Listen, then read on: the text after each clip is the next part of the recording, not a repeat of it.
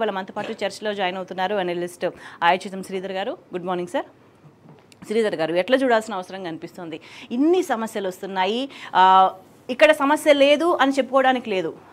మామూలుగా ఏదంటే ఎందెందు వెతికినా అందందే గలదు అని అంటుంటారు కదా, తెలంగాణలో సమస్యలు ఎక్కడ చూసినా సమస్య లేదు అనే, ఎక్కడ ప్రాంతం లేదు, ఏ వర్గం లేదు, ఏ డిపార్ట్మెంట్ లేని సిచ్యువేషన్ చాలా క్లియర్గా కనిపిస్తుంది. కానీ ప్రభుత్వ వైఖరి చాలా దారుణంగా ఉంది. ఎక్కడ చూసినా ఒక అణచివేత ధోరణి కనిపిస్తుంది, ఒక దౌర్జన్యం కనిపిస్తుంది, ఒక నిర్బంధమైన వాతావరణం కనిపిస్తుంది. సో ఇవాళ దీక్షా దివస్ని ఒక ఉద్యమ స్ఫూర్తితో కూడా అంతా గుర్తు చేసుకుంటున్న సందర్భంగా కనిపిస్తుంది. అంటే ఎందుకు తెలంగాణ రాష్ట్రాన్ని ప్రజలు కోరుకున్నారు అనే దానికే నిదర్శనం. ఎందుకంటే స్వరాష్ట్ర ఆకాంక్ష, ఆత్మగౌరవ ప్రతీక. సో మా పరిపాలన మేము చేసుకుంటామని చెప్పేసి సమైక్య రాష్ట్రంలో ఏ విధంగా ఇబ్బందులు అయితే పడ్డామో మళ్ళీ అటువంటి ఇబ్బందులే కనిపిస్తున్నాయి. సో ఈ దీక్షా దివస్ అనే స్ఫూర్తిని ఎట్లా తీసుకోవాల్సిన అవసరం ఉంది? దీక్షా దివస్కి ముందు మథనం జరిగిందమ్మ. నేను కూడా ఉన్నాను. జయశంకర్ సార్, ఆనాటి టీఆర్ఎస్ అగ్రనాయకత్వం అందరూ ముక్తకంఠంతో చెప్పారు, బక్కపల్చని ప్రాణం మీరు, నిరాహార దీక్ష వద్దు, ఆమరణ నిరాహార దీక్ష అసలే వద్దు.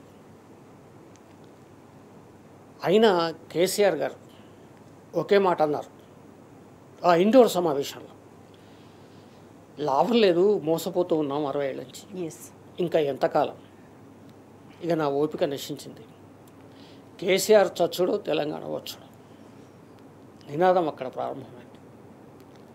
అయితే గీతే జైత్రయాత్ర, లేకుంటే కేసీఆర్ శివయాత్ర అని ఆయన స్థిరమైన నిర్ణయం తీసుకున్నారు. ఎందుకంటే అంచనా వేశారు, కాంగ్రెస్ మోసాలు ఎన్ని రకాలుగా చేస్తుందో 60 ఏళ్ల తెలంగాణ సమాజం చూసింది. అప్పటికే కేసీఆర్ గారు పార్టీ పెట్టారు, ప్రజల్ని ముందుకు నడిపించారు, ప్రజల అపారమైన మద్దతు లభించింది. కేసీఆర్ గారి సపోర్టుతో కాంగ్రెస్ అధికారంలోకి వచ్చింది. శివప్రాయంలో ఉన్న అధికారం కోల్పోయి చంద్రబాబు నాయుడు దెబ్బకి ఒక శవంగా మారిన కాంగ్రెస్ పునరుత్థానం చెందడానికి కేసీఆర్ గారితో వాళ్ళు కలవడం అనేది చాలా పనిచేసింది.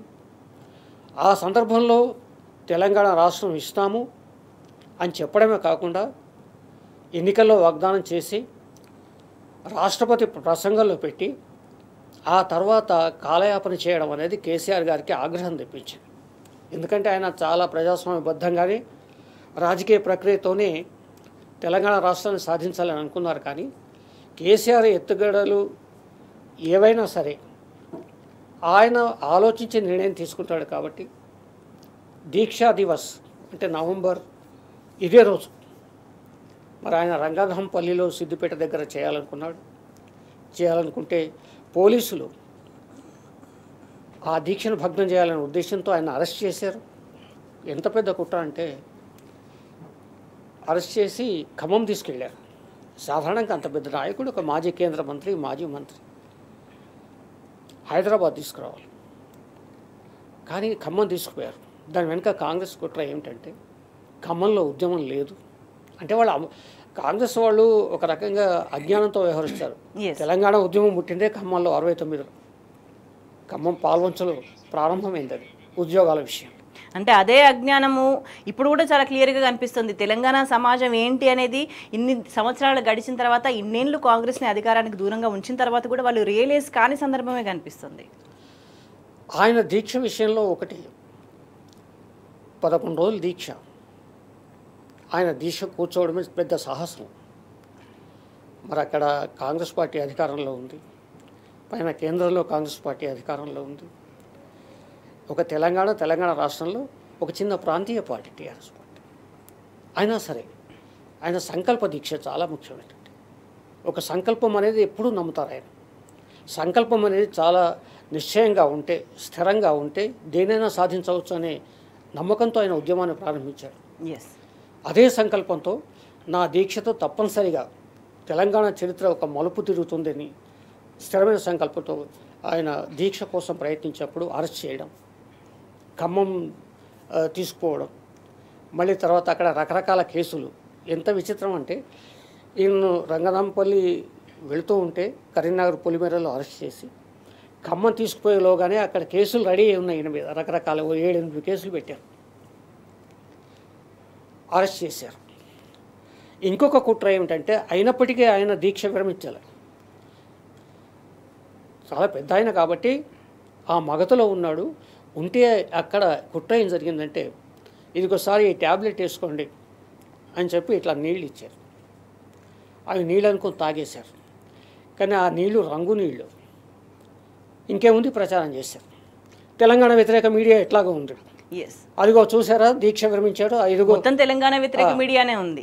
చాలామంది తెలంగాణ వ్యతిరేక శక్తులు ప్రకటన కూడా చేశారు, దొంగ దీక్ష, ఆ దీక్ష, ఈ దీక్ష అని చెప్పేసి.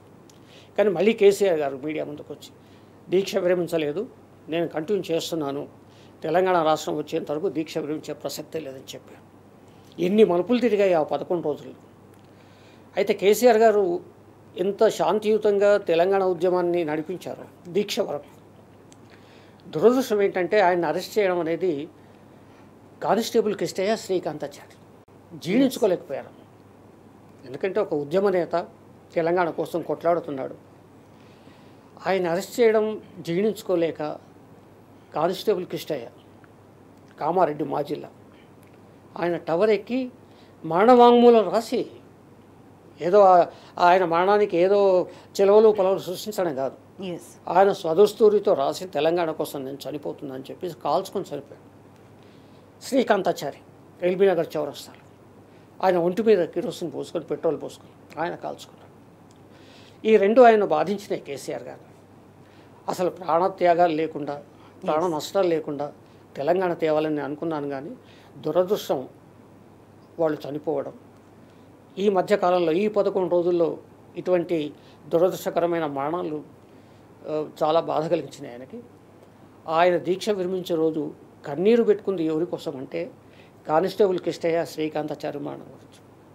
అంటే ఆయన తెలంగాణ ప్రకటన, చిదంబరం ప్రకటన చేసిన సంతోషం కంటే కూడా అయ్యో ఇద్దరు బలిదానం చేశారే అనే బాధ ఆయనలో కనిపించి కన్నీరు కూడా పెట్టుకున్నారు ఆయన. ఈ మధ్యలో కాంగ్రెస్ కుట్రలు ఒకటి అది కాదు, 60 ఏళ్ళ నుంచి చూసాం మనం. కేసీఆర్ గారి ప్రత్యేకత ఏంటంటే 60 ఏళ్ళ నుంచి ఉద్యమం నడుస్తుంది, అప్పుడప్పుడు పైకి లేస్తుంది, మళ్ళీ చల్లబడుతోంది. కేసీఆర్ గారి ప్రత్యేకత ఏంటంటే ఉద్యమం ఎక్కడ దాన్ని రగల్చాలి, ఎక్కడ కొంతకాలం మౌనం పాటించాలి, ఎక్కడ వ్యూహం ప్రకారం ముందు అడుగు వేయాలి, ఎక్కడ వెనక్కి తగ్గాలి. అంటే కాంగ్రెస్ పార్టీ ఎన్ని ఎత్తులు జిత్తులు వేస్తుంటే దానికి కౌంటర్గా పై ఎత్తులు వేసి ఆయన తెలంగాణ రాష్ట్ర సహకారానికి ఆయన నడుము కొట్టాడు, విజయం సాధించాడు. అయితే జయశంకర్ సార్ మొదటి నుంచి కూడా ఆయన తెలంగాణ ఉద్యమాలు చూస్తూ వస్తున్నాడు. 60 ఏళ్ళుగా ఆయన టీనేజ్లో ఉన్నప్పటి నుంచి, నెహ్రూ గారు ప్రధానిగా ఉన్నప్పటి నుంచి ఆయన చూస్తున్నారు. నీలం సంజయ్ రెడ్డి గారు ఇక్కడ ముఖ్యమంత్రిగా ఉన్నప్పటి నుంచి, బొరుగుల అంతకంటే ముందు బొరుగుల రామకృష్ణారావు ఉన్నప్పటి నుంచి ఆయనకు అపారమైన విశ్వాసం కేసీఆర్ గారి మీద కలిగింది. చాలామంది నాయకులు చూశారు ఆయన జీవితంలో. ఒకసారి నేను అడిగాను, సార్ మిమ్మల్ని అందరూ బదనాం చేస్తున్నారు కదా, కేసీఆర్ గారు తోక అంటున్నారు, తొండే అంటున్నారు, పెద్ద మనిషిని మిమ్మల్ని పట్టుకొని, మీకు బాధ కలిగించట్లేదా అని అడిగాను నేను. ఒక మీటింగ్కి వెళ్తున్నాను 2011 ఆ ప్రాంతాల్లో. ఆయన ఒకటే అన్నాడు, నేను చాలామంది నాయకులను చూశాను కానీ కేసీఆర్ గారిలో ఆ సంకల్పం నాకు కనిపిస్తోంది, రాష్ట్రం సాధించగలడు అని చెప్పేసి. రెండవది ఏంటంటే ఇంతకుముందు పాలపొంగులాగా వచ్చి తగ్గిపోయిన ఉద్యమాలు, ఇది అట్లా కాదు, అంచెలంచెలుగా ఎదుగుతూ ఉంది. ప్రత్యేకించి కేసీఆర్ గారు ప్రజలకు తెలంగాణ ఉద్యమాన్ని, తెలంగాణ నినాదాన్ని, అవసరాన్ని ఎలా తీసుకుపోవాలో తెలిసిన వ్యక్తి ఆయనే. ప్రజలకు అర్థం చేయించడంలో ఆయనకున్న ఆ ఆర్ట్ ఏదైతుందో, ఆ కళ, అది ఎవ్వరికీ లేదు. తప్పనిసరిగా ఆయన నాయకత్వంలో తెలంగాణ వచ్చి తీరుతుంది అన్నాడు. దురదృష్టం ఏంటంటే చిదంబరం ప్రకటన అలాగే కంటిన్యూ తెలంగాణ వచ్చి ఉన్నా జయశంకర్ సార్ తెలంగాణ చూసేవారు. ఈ దుర్మార్గులు ఏం చేశారంటే 60 ఏళ్ళు కష్టపడ్డ ఆ పెద్ద మనిషి కళ్ళతో తెలంగాణ చూడడం, ఆయన మన నుంచి దూరం అయిపోవడం, అది చాలా బాధాకరం. చిదంబరం ప్రకటన రోజు మాత్రం జయశంకర్ సార్ అక్కడే నిమ్స్లో ఉన్నారు కేసీఆర్ గారి దగ్గర. ఆయన ఒక్క మాట అన్నారమ్మా, చాలా అనుభవజ్ఞుడు కదా పెద్ద ఆయన. ఒకసారి మొదటిసారిగా కేంద్రం నుంచి సాధికారికంగా హోంమంత్రి తెలంగాణ ఇస్తున్నామని ప్రకటించారు కాబట్టి ఇక తెలంగాణ ఎక్కడికి వెళ్ళదు. అయితే ఆలస్యం అయితే అవ్వచ్చు కానీ Yes. తెలంగాణ వచ్చి తీరుతుందని చెప్పారు. Yes. ఆ రోజు ఆయనే స్వయాన కేసీఆర్ గారికి నిమ్మరసం ఇచ్చి దీక్ష విరమణ చేశారు. Yes. అదొక ఉద్విగ్నమైన క్షణాలు. ఆ 11 రోజులు అనేవి తెలంగాణ ఉద్యమ చరిత్రలో కానీ తెలంగాణ చరిత్రలో కానీ ఒక ప్రత్యేకమైన అధ్యాయం. ఏదేమైనా కానీ 60 ఏళ్ల కళను సాకారం చేసిన కేసీఆర్ గారికి హార్ట్స్ ఆఫ్. Right. ఎందుకంటే అది అసాధ్యం అనుకున్నామమ్మా. ఆయన టీఆర్ఎస్ ప్రారంభించిన రోజు మరి కేంద్రంలో వాజ్పేయి ప్రధాని, ఇక్కడ చంద్రబాబు ముఖ్యమంత్రి, వాళ్ళ అలయన్స్, ఇక్కడ ఈయన చాలా బలోపేతమైన నాయకుడే, అక్కడ వాజ్పేయి, అప్పటికే యూటర్న్ తీసుకుని బీజేపీ. ఎస్, అంటే ఎవరు ఎన్ని కుట్రలు చేసినా ఈ చరిత్రను చెరపాలనుకున్నా చెరపలేని చరిత్ర, ఎవరు కూడా విస్మరించలేని వాస్తవాలు ఇవన్నీ కూడా. మనతో పాటు చర్చలో జాయిన్ అవుతున్నారు బీఆర్ఎస్ నేత నారదాసు లక్ష్మణ్ గారు. గుడ్ మార్నింగ్ లక్ష్మణ్ గారు.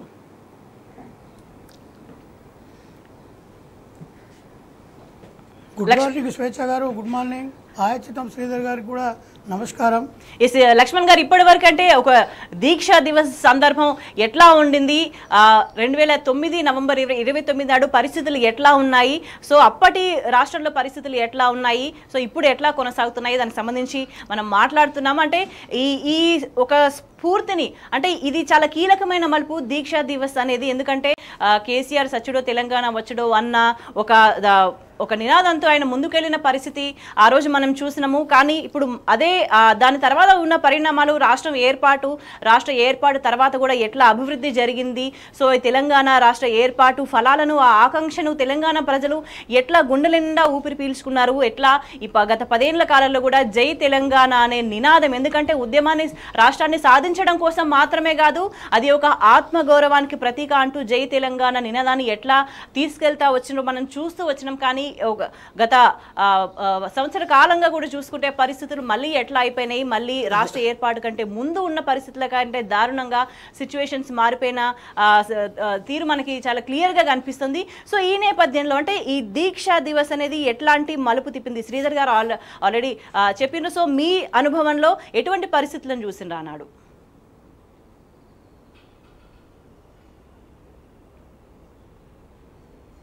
సరిగ్గా 15 సంవత్సరాల క్రితం, అంటే నవంబర్ 29, 2009 సంవత్సరం 7:30 గంటలకు ఇదే సమయానికి కేసీఆర్ గారు తెలంగాణ భవన్ కరీంనగర్ నుండి 400 కార్లతోటి దీక్షకు బయలుదేరడం జరిగింది.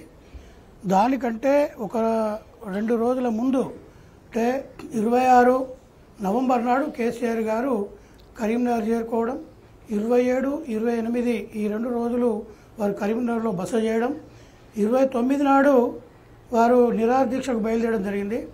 నిరాహార దీక్షకు బయలుదేరే ముందు 7 గంటలకు వారు ప్రెస్ను ఉద్దేశించి మాట్లాడినారు. 7 గంటలకు సరిగ్గా ఆ ప్రెస్లో వారు మాట్లాడిన విషయం ఏంటంటే, 8 సంవత్సరాల నుండి తెలంగాణ ఉద్యమాన్ని సుదీర్ఘంగా కొనసాగించడం జరిగింది. పరిణామాత్మకంగా ఈ ఉద్యమం 8 సంవత్సరాల సమయం తీసుకున్నది. ఈ ఉద్యమాన్ని గుణాత్మకమైన దశకు తీసుకువెళ్ళాలి.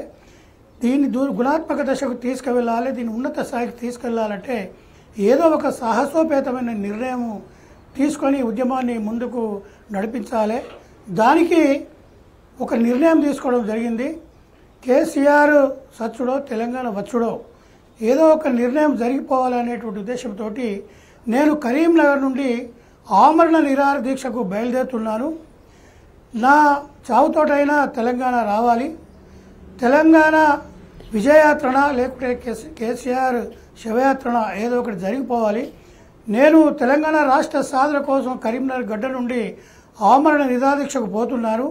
ప్రజలారా నన్ను ఆశీర్వదించండి, దీవించండి, నాకు మద్దతు తెలపండి.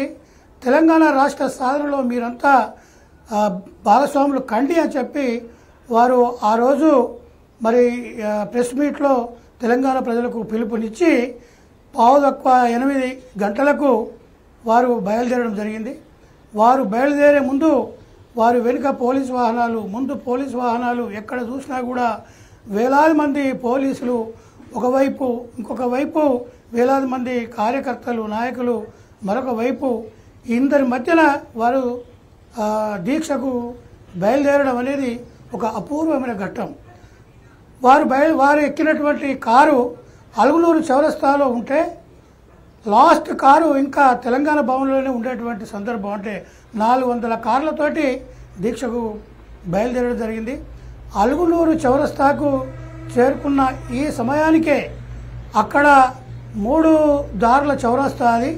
ఆ చౌరస్తా లోపల వేలాది మంది పోలీసులు దిగ్బంధం చేసి సిద్దిపేట రంగదాంపల్లెకు పోవాల్సినటువంటి కేసీఆర్ గారి కారును అడ్డుకొని వరంగల్ వైపుకు తీసుకెళ్లడానికి ప్రయత్నం చేస్తే కేసీఆర్ గారు వెంటనే కారు దిగి అలుగునూరు చౌరస్తాలో బైఠాయించడం, వందలాది మంది పోలీసులు చుట్టుముట్టి ఆయనను దిగ్బంధం చేసి నిర్బంధించి బలవంతంగా పోలీసు వాహనంలో ఎక్కించుకొని అంటే వెనుక ఉన్నటువంటి కార్లలో ఉన్న కార్యకర్తలు నాయకులు అక్కడికి చేరుకునేలోగానే క్షణాల లోపల గద్ద దనకపోయినట్టుగా వారిని కారులో వేసుకొని వరంగల్ వైపు తీసుకుపోవడం, ఎక్కడికి తీసుకుపోతుండే అనేటువంటి అయోమయ పరిస్థితిలో మేము అక్కడ ఆ రోజు ఈటల రాజేందర్ గారు, కొప్పుల ఈశ్వర్ గారు, వినోద్ కుమార్ గారు మేమందరం కలిసి అక్కడ ధర్నాకు దిగడం, దాని తర్వాత వారిని ఖమ్మం జైలుకు తీసుకుపోతున్నారనే విషయం తెలిసి 2 గంటల పాటు అలుగునూరు చౌరస్తాలో ధర్నాకు దిగడం జరిగింది.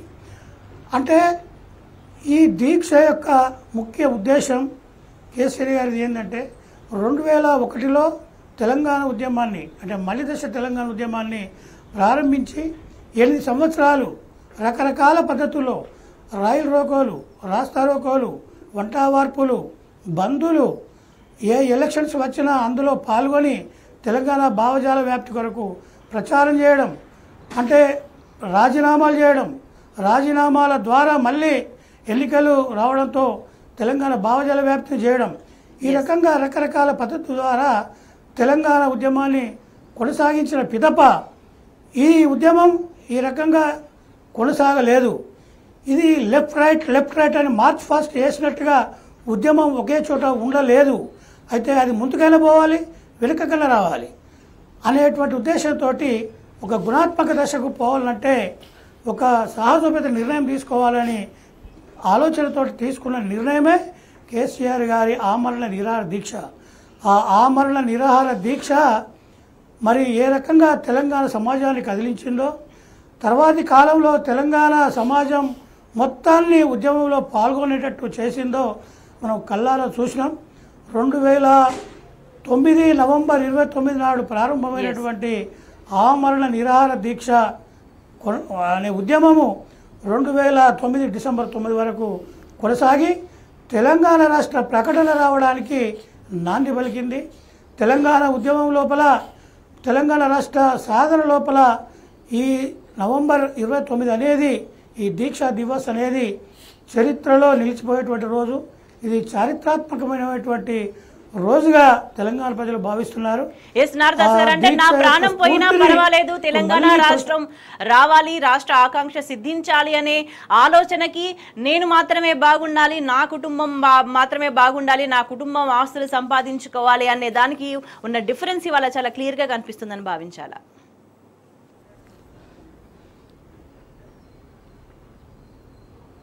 అవును, ఆ రోజు కేసీఆర్ గారు తెలంగాణ సమాజం అంతా సుభిక్షంగా ఉండాలి, ఆకలి చావులు లేని, ఆత్మహత్యలు లేని పచ్చటి తెలంగాణతో రైతన్నలు వారి కుటుంబాలు కలకలలాడుతుండాలి, నేతన్నలు వాళ్ళు ఆనందంగా జీవించాలి, నిరుద్యోగ యువకులు ఉద్యోగాలతోటి వారు సంతోషంగా గడపాలి అనేటువంటి ఉద్దేశంతో తెలంగాణ సాధన ద్వారా ఇదంతా సాధ్యమవుతుందని చెప్పి వారు భావించినారు. అంటే తెలంగాణ పోరాటం అంటే అస్తిత్వ ఆత్మగౌరవ పోరాటం. ఇది అభివృద్ధికి సంబంధించింది కాదు, ఇది అస్తిత్వానికి, ఆత్మగౌరవానికి, ఉనికికి సంబంధించినటువంటి పోరాటం. తెలంగాణ రాష్ట్ర సాధనతోటి మొట్టమొదటగా తెలంగాణ రాజకీయంగా, భౌగోళికంగా విముక్తం అయినప్పటికీ దాని తర్వాత తెలంగాణ పునర్నిర్మాణమే మన యొక్క అంతిమ లక్ష్యం కావాలి. తెలంగాణలో ఉన్నటువంటి అన్ని వర్గాల ప్రజలు మరియు సమున్నతంగా సర్వతోముఖాభివృద్ధిగా అభివృద్ధి చెందాలి. వాళ్ళు ఆ రకంగా జరిగినప్పుడే తెలంగాణ రాష్ట్ర సాధన అనేటువంటి దానికి ఒక సాధికారత ఒక ఏర్పడుతుంది అని చెప్పి వారు భావించి తెలంగాణ రాష్ట్రం ఏర్పడిన తర్వాత అధికారులకు వచ్చిన తర్వాత తెలంగాణను అన్ని రకాలుగా అభివృద్ధి చేయడానికి వారు అనేక పథకాలు సంక్షేమం అభివృద్ధికి సంబంధించిన పథకాలు ప్రవేశపెట్టి మరి తెలంగాణను అన్ని రకాలుగా అభివృద్ధి చేయడం జరిగింది. ఇవాళ ఆ అభివృద్ధి మళ్ళీ 2009 కంటే ముందు ఉన్నటువంటి పరిస్థితులు మళ్ళీ ఈరోజు తెలంగాణలో కనబడుతున్నాయి. 2009 కంటే ముందు ఉన్నటువంటి తెలంగాణ రాష్ట్రం రావడానికి ముందు ఉమ్మడి ఆంధ్రప్రదేశ్ రాష్ట్రంలో ఉన్నటువంటి పరిస్థితులు మళ్ళీ ఇవాళ పునరావృతం అవుతున్నాయి. ఈ పరిస్థితులను అధిగమించాలంటే వీటిని మార్చాలంటే మళ్ళీ దీక్ష దివస్ స్ఫూర్తితోటి సంపూర్ణ తెలంగాణ కోసం మరో సంకల్ప దీక్షను కొనసాగించి కాంగ్రెస్ పైన పోరాటం చేయాల్సినటువంటి అవసరం ఉందనేదే ఈ దీక్షా దివస్ యొక్క ముఖ్య ఉద్దేశంగా స్ఫూర్తిగా ముందుకు తీసుకుపోవడానికే ఈ రోజును దీక్షా దివస్ను రాష్ట్ర అంటే క్లియర్ గా రాష్ట్ర ఏర్పాటుకు ముందు ఏ శక్తులైతే తెలంగాణ ఆకాంక్షను సమాజానికి తెలియకుండా అణిచివేసే విధంగా కుట్రలు చేసినాయో మళ్ళీ ఇవాళ అవే శక్తులు 10 ఏళ్ల పాటు ఒక నివురుగప్పిన నిప్పులా ఉండి అదే విధంగా సమయం కోసం వేచి చూసి మళ్ళీ ఇవాళ అణిచివేస్తున్న పరిస్థితులు చాలా క్లియర్ గా కనిపిస్తున్నాయి. ఎస్ శ్రీధర్ గారు, ఎటువంటి పరిస్థితులు ఉన్నాయనేది మనం చాలా క్లియర్గా చూస్తున్నాం. ప్రధానంగా ఇప్పుడు గురుకులాలకు సంబంధించి ప్రభుత్వ పాఠశాలల్లో మధ్యాహ్న భోజనానికి సంబంధించి కూడా మెయిన్గా సమస్య వస్తుంది. 40కి పైగా పిల్లలు వివిధ కారణాలతో చనిపోయిన ఒక దారుణమైన సిచ్యువేషన్ కనిపిస్తుంది. అయినా కూడా ప్రభుత్వం పట్టనట్టుగానే వ్యవహరిస్తుంది. స్టిల్ మనం చూసుకుంటే ఈ వార్తలు ఏవి కూడా ఇంకెక్కడ ఏ మీడియాలో కనిపించో. వీటికి సంబంధించి ఎంత తీవ్రమైన ఉద్యమం వచ్చినా వాటికి సంబంధించి ఏవైతే కప్పిపుచ్చే ఏ మీడియా అయితే రాష్ట్ర ఏర్పాటుకు ముందు కుట్రలు చేసిందో మళ్ళీ అటువంటి కుట్రలే మీడియా కొనసాగిస్తూ వస్తుంది. ఈ ఏ వివరాలు కూడా ఎక్కడ కూడా కనిపించవు. సో మనం ఇక్కడ చూస్తుంటే మొత్తం ఎక్కడ అనేక సందర్భాల్లో అనేక చోట్లలో సమస్యలు తాండవిస్తున్నాయి. అంటే అయినప్పటికీ కూడా ప్రభుత్వం ఒక పరిష్కారం వైపు ఒక చొరవ చూపించకుండా ఏదో తూతు మంత్రంగా నామమాత్రంగా మాట్లాడుతున్న పరిస్థితి కనిపిస్తుంది. ఎట్లా చూడాల్సిన అవసరం ఉంది ఈ సిచ్యువేషన్స్ అన్నింటినీ కూడా? అంటే దీనికి ముఖ్యమంత్రి రేవంత్ రెడ్డి గారు బాధ్యత వహించాలి. ఎందుకంటే ఆయనే విద్యాశాఖ మంత్రి కూడా. 28 సార్లు ఢిల్లీ ప్రయాణం చేశారు ఆయన. ఒక 2 సార్లైనా ఏ ఒక్క గురుకులం సందర్శించి ఓ సమీక్ష చేసి ప్రభుత్వం ఏం చేయాలో ఆలోచిస్తే బాగుండేది. ఇంతవరకు ఆ ప్రయత్నం జరగలేదు. మరోవైపేమో అటు పాఠశాలల్లో మధ్యాహ్న భోజనం వికటిస్తోంది, ఇటు గురుకులాల్లో భోజనాలు వికటిస్తుంది. సమైక్య రాష్ట్రంలో గురుకులం అంటే ఒక శిక్ష, పాడుబడ్డ భవనాలు, అరకొర వసతులు, చాలని భోజనాలు అట్లా ఉండేది. తెలంగాణ రాష్ట్రం ఏర్పడ్డాక కేసీఆర్ గారు ముఖ్యమంత్రి అయ్యాక గురుకులాలు ఈ స్థాయికి వచ్చాయంటే, ఎందుకంటే నేను విద్యాశాఖలో 30 ఏళ్ళు పనిచేశాను. ప్రైవేటు రెసిడెన్షియల్ పాఠశాలలు భయపడిపోయాయి. ఎందుకంటే వాళ్ళ అడ్మిషన్స్ తగ్గిపోయినాయి. అన్ని సౌకర్యాలతో బ్రహ్మాండమైన భవనాల్లో గురుకులాలు ప్రభుత్వం ఏర్పాటు చేస్తున్నప్పుడు ఇక ప్రైవేట్ వైపు తల్లిదండ్రులు చూసే అవకాశం ఉండదు. ఆ స్థాయికి గురుకులాలు వచ్చాయి. కానీ మళ్ళీ ఇప్పుడు ఇక్కడ నుంచి అటువైపు షిఫ్ట్ చేసే ప్రయత్నం జరుగుతున్నట్టుగా మళ్ళీ 10 ఏళ్ల వెనక్కి వెళ్ళిపోయింది గురుకుల వ్యవస్థ. ఇవాళ మనం రోజు చూస్తున్నాం. సరే ఏదో పత్రికా కథనాలు అవన్నీ సరే మీడియా కథనాలు పిల్లలే చెప్తున్నారు కదా మీడియా ముందుకు వచ్చి, ఇగో మాకు ఇవాళ పురుగులు వచ్చాయని ఒకళ్ళు, చాలని భోజనం పెడుతున్నారని ఒకళ్ళు, నీళ్ళ చారు పోస్తున్నారని ఒకళ్ళు. పిల్లలే ముందుకొచ్చి ప్రభుత్వాన్ని నిలదీస్తూ ఉంటే ప్రభుత్వానికి అంతకన్నా అవమానకరమైన అంశం ఇంకొకటి ఉండదు.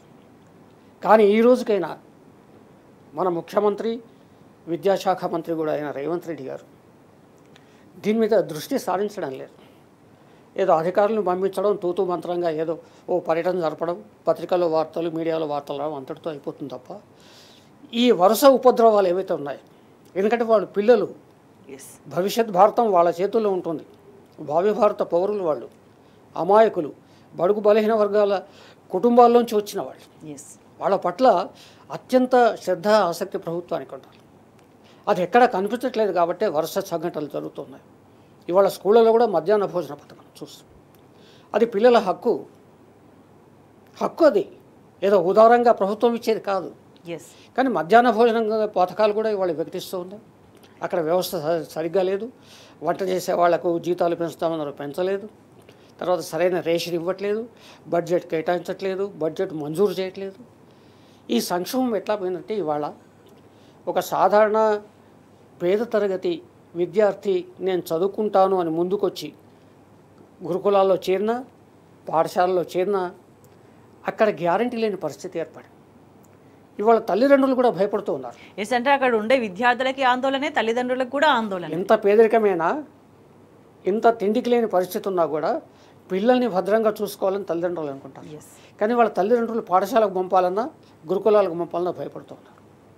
ఒకప్పుడు పరిస్థితి ఎట్లా ఉండే, గురుకులాల ముందు నో అడ్మిషన్స్ బోర్డ్స్ పెట్టేసాం, అయిపోయిన అడ్మిషన్స్ అని చెప్పేసి.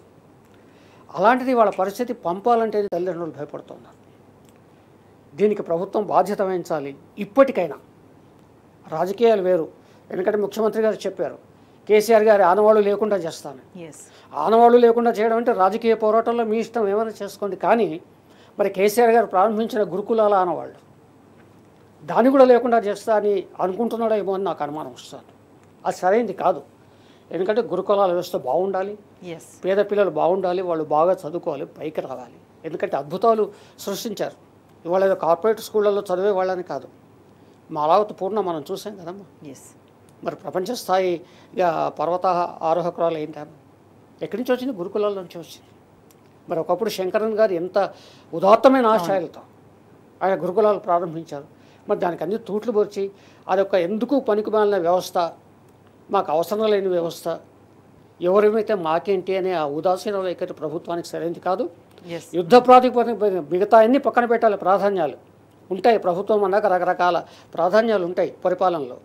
ఏవైనా సరే పక్కన పెట్టేసి వాళ్ళ పిల్లలు కాబట్టి, పిల్లల భవిష్యత్తు వాళ్ళ ప్రాణాలు ముఖ్యం కాబట్టి గురుకుల వ్యవస్థలో కానీ మధ్యాహ్న భోజన విషయంలో కానీ ప్రభుత్వం వెంటనే చర్యలు తీసుకోవాలి, ముందుకు అడుగేయాలి. సాక్షాత్ ముఖ్యమంత్రి విద్యాశాఖ మంత్రి కాబట్టి ఆయన బాధ్యత వహించి రంగంలోకి దిగాలి తప్ప అస్తమానం ఢిల్లీ యాత్రలు చేస్తూ మంత్రివర్గ విస్తరణ ఏంటి, అదేమిటి, ఇదేమిటి ఆ పంచాయతీల్లో తలమునకలైతే మాత్రం మరి ప్రజలైతే నమ్మకం పెట్టుకొని ఇవాళ కాంగ్రెస్ పార్టీని గెలిపించారు. ఆ నమ్మకాన్ని వమ్ము చేసే ఒక మోసానికి ఇవాళ కాంగ్రెస్ తెరలేపుతుంది. ఇది సరైనది కాదు. వెంటనే చర్యలు తీసుకోవాలని నేను అంటే ఒకవైపు విద్యాశాఖ మంత్రిని నియమించలేదు, ఆయన దగ్గరనే పెట్టుకున్నారు. మరి సమస్యలు వచ్చినప్పుడు సరే ఒక పరిపాలనకు సంబంధించి ఆటోమేటిక్గా వ్యవస్థ రన్ అవ్వాలి అనే దానికి సంబంధించి ఎక్కడ దాఖలాలు కనిపించట్లేదు. సమస్య ఎక్కడైతే వస్తుందో అక్కడ అణిచివేసే ప్రయత్నమే జరుగుతుంది. మాగనూరు కావచ్చు, ఇతర పాఠశాలలు కావచ్చు, ఎక్కడైతే ప్రాబ్లం వస్తుందో అక్కడికి ఎవరు వెళ్ళొద్దు, అక్కడికి దాని గురించి ఎవరు మాట్లాడద్దు, అక్కడ వాస్తవాలు ఏంటి తెలుసుకోవద్దు. ఎందుకంటే ఆల్రెడీ పిల్లలు బయటకు వచ్చి మాట్లాడుతున్నారు, వాళ్ళు రోడ్ల మీదకి వచ్చి ధర్నాలు చేస్తున్న పరిస్థితి. కానీ అంటే సమస్య పరిష్కారం వైపు ఒక దృష్టి పెట్టని సిచ్యువేషన్ని ఎట్లా చూడాలి? అంటే ఒక రకంగా ఎమర్జెన్సీ పరోక్షంగా అమలవుతుంది. ఎమర్జెన్సీ ప్రకటన రాలేదు కానీ పరోక్షంగా అమలు చేస్తున్నారు ఎమర్జెన్సీ నాటి వాతావరణం. ఇవాళ ఒక ఉద్యమం జరిగింది, పిల్లలు బయటకు వచ్చారు, రోడ్డు మీదకి వస్తున్నారు. ఆ రోడ్డు మీదకి వచ్చిన ఫోటో ఎవరో సోషల్ మీడియాలో షేర్ చేశారనుకోండి, కేసులు పెట్టేస్తున్నారు, అరెస్టులు చేస్తున్నారు, జైలు పాలు చేస్తున్నారు. టీచర్ల ముందుకు వచ్చిన టీచర్లని అరెస్ట్ చేస్తున్నారు, టీచర్ల మీద కేసులు పెడుతున్నారు. అంటే ఉపాధ్యాయులు కానీ అధ్యాపకులు కానీ వాళ్ళంతా ఒక సామాజిక సమస్యలకు స్పందించడానికి వీలు లేదనే ఒక ఆంక్షలు చుట్టూ చెప్పేస్తున్నారు. వాళ్ళ ఎథనాల్ ఫ్యాక్టరీ నిర్మల్, అక్కడ ఒక బాధితులు టీచర్లు కూడా ఉంటారు కదా, వాళ్ళ పిల్లలు కూడా స్కూళ్ళకి వెళ్తుంటారు, చదువుతుంటారు కదా. మరి వాళ్ళ ఒక తల్లిదండ్రుల హోదాలో వాళ్ళు ముందుకు వస్తే మాత్రం ప్రభుత్వం సహించడం లేదు. అట్లాగే సోషల్ మీడియాలో ఎవరైనా సామాజిక స్పృహ ఉన్నవాళ్ళు అయ్యో ఇదేంటి అన్యాయం జరుగుతుంది, దీన్ని ప్రభుత్వం ఎట్లా చక్కదిద్దాలంటే కూడా కేసులు పెడుతున్నారు. మీరు చూడండి, ప్రభుత్వాన్ని ప్రశ్నిస్తే ఆ ప్రశ్న చుట్టూ ముళ్ళ కంచెలు, కేసులు, జైళ్ళు పాలు చేయడం, బెదిరించడాలు, బుకాయించడాలు ఇవన్నీ జరుగుతూ ఉన్నాయి. కానీ తామేంటి, ఏం చేస్తున్నాం, ఏమి హామీ ఇచ్చి అధికారంలోకి వచ్చాం, ఇప్పుడు మేము ఏం చేస్తున్నామనే ఒక ఆత్మవిమర్శ ప్రభుత్వంలో లోపించింది కాబట్టి ఈ ఉపద్రవాలన్నీ జరుగుతూ ఉన్నాయి. లేకుంటే జరిగేది కాదు. ప్రభుత్వం ఎప్పుడైనా కానీ ఆత్మవిమర్శ చేసుకుని ఏదైనా ఒక సంఘటన జరగగానే వెంటనే స్పందించి చర్యలు తీసుకుంటే ఆ తర్వాత సంఘటనలు జరగవు. కానీ వరుసపెట్టి జరుగుతున్నాయంటే ప్రభుత్వం నిజంగా సిగ్గుపడాలి. గతంలో ఎట్లా ఉండేది 10 ఏళ్లలో కేసీఆర్ గారి పాలనలో? ఎప్పుడైనా కానీ వెంటనే స్పందించడం, నిధులు కేటాయించడం, ప్రత్యేకించి పిల్లల విషయంలో. పిల్లల విషయంలో గురుకులాలు ఎంత అద్భుతంగా అందుకే చెప్పాను, నేను 30 ఏళ్ళు విద్యాశాఖలో పనిచేశాను. నేను ఎంత అద్భుతంగా తీర్చిదిద్దిన వాటిని ఇవాళ మళ్ళీ నిర్వీర్యం చేసే ప్రయత్నం. ప్రాధాన్యాలు ఒక్కటే, రేవంత్ రెడ్డి గారు కానీ ఆయన మంత్రివర్గం కానీ వారి ప్రభుత్వం కానీ మీ ప్రాధాన్యాలు ఏమనుకుంటున్నారు అది తేల్చుకోండి. ఢిల్లీ యాత్రలు చేయడమేనా, మీ అధికారాన్ని రక్షించుకోవడమేనా, ఇంకా ఏమైనా ప్రజల గురించి ఆలోచించేది ఉందా? విద్యార్థులనే కాదు, ఇవాళ రైతులు బాధల్లో ఉన్నారు, యువత బాధల్లో ఉన్నారు. ఎవ్వరి గురించి ఆలోచించట్లేదు. ఏదో 6 గ్యారంటీలు అన్నారు, 7వ గ్యారంటీ అదే ప్రజాస్వామ్యం అన్నారు. 6 లేదు, 7 లేదు, ఏమీ లేదు. ఇవాళ ఏకంగా ఢిల్లీ యాత్రలు, పదవులు రక్షించుకోవడం అంటే సమస్యలు ఇంత స్థాయిలో బయటపడుతున్నా అంటే ప్రభుత్వ అసమర్థతకు అందరికీ క్లియర్గా కనిపిస్తుంది. అయినా కూడా ఎక్కడ ప్రభుత్వం షేమ్గా ఫీల్ అవుతున్న సందర్భం కానీ దాఖలాలు కానీ ఎక్కడ కనిపించట్లేదు.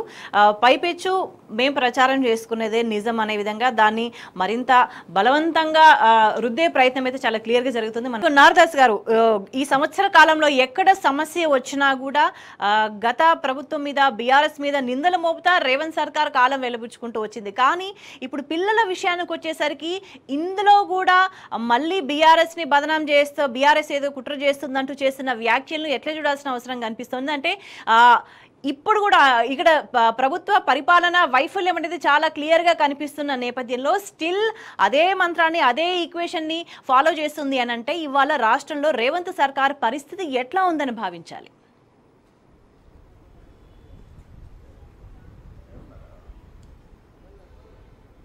రేవంత్ రెడ్డి గారు తన పాలనాపరమైన వైఫల్యాలను కప్పిపుచ్చుకోవడం కొరకు, తర్వాత సమస్యలను పక్కదారి పట్టించడం కొరకు, ప్రజల దృష్టిని మళ్లించడం కొరకు తాను గత ప్రభుత్వం మీద దాడి చేయడం జరుగుతున్నది.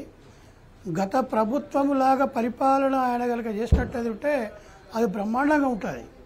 గత ప్రభుత్వంలాగానే ఆయన చేస్తే సరిపోతుంది. ఆయన రైతులకు రైతు బంధు కింద 15,000 రూపాయలు ఇస్తా అన్నాడు.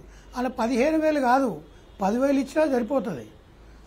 ఆయన ఇంకేం చెప్పిండు, తులం బంగారం ఇస్తా అన్నాడు. తులం బంగారం అవసరం లేదు, ఆ 1,00,000 రూపాయలు సరిగ్గా ఇచ్చినా సరిపోతుంది. వృద్ధులకు 4,000 రూపాయలు ఇస్తా అన్నాడు. 4,000 రూపాయలు కాదు, ఆ 2,000 రూపాయలు టైంకి ఇచ్చినా సరిపోతుంది. గత ప్రభుత్వాన్ని పోల్చుకోవడం లోపల ఆయనకు అవగాహన లేదు. ఆయనకు అభివృద్ధి మీద అవగాహన లేదు, పరిపాలన మీద అవగాహన లేదు.